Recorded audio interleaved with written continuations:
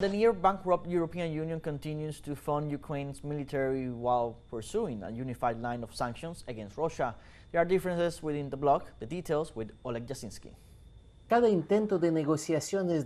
Every attempt at peace negotiations between the United States and Russia triggers a wave of panic among the European leaders. With the end of the war, they could lose not only their political project against Russia, Ukraine, but also their own source of income, since it is not clear where the military budget is going.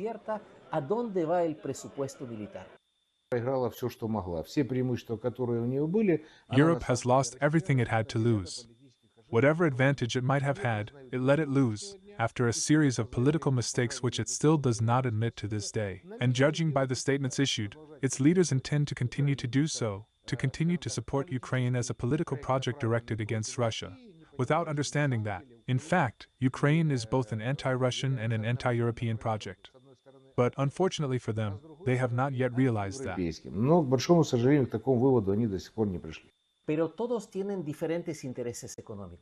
But all have different economic interests. Germany, as the European Union's largest economy, is under the most pressure due to the loss of access to Russian energy resources and the offshoring of production to the United States. Poland and the Baltic countries take a tougher line on Russia and support continued aid to Ukraine, even if it hurts their economies.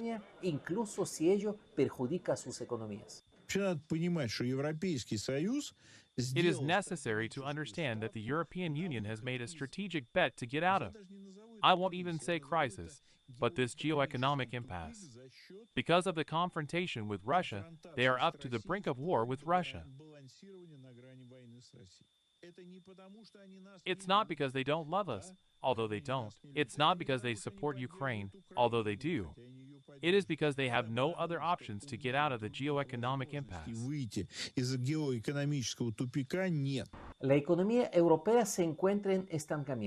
The European economy is stagnating.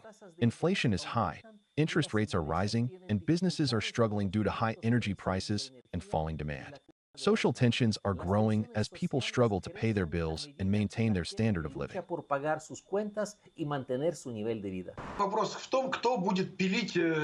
The question is who will take care of the money that will be allocated. In fact, even during the military actions, grants were allocated for the restoration of all sorts of things. Where is that money going? No one understands, because what is restored now? Even before the start of the special operation, they restored bridges that later fell down, bridges that in fact turned out not to have been restored. That is, they know how to embezzle money. If they want to, they will leave under their control as much of the territory of Ukraine as possible where they can get their share. The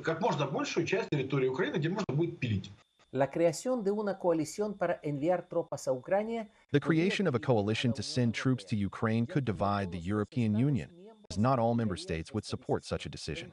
In conclusion, a worsening political crisis within the Union and a weakening of its position on the international stage, which has become even more evident with the arrival of Trump. Se ha hecho aún más evidente. Oleg Jasinski, teleSUR, Moscú.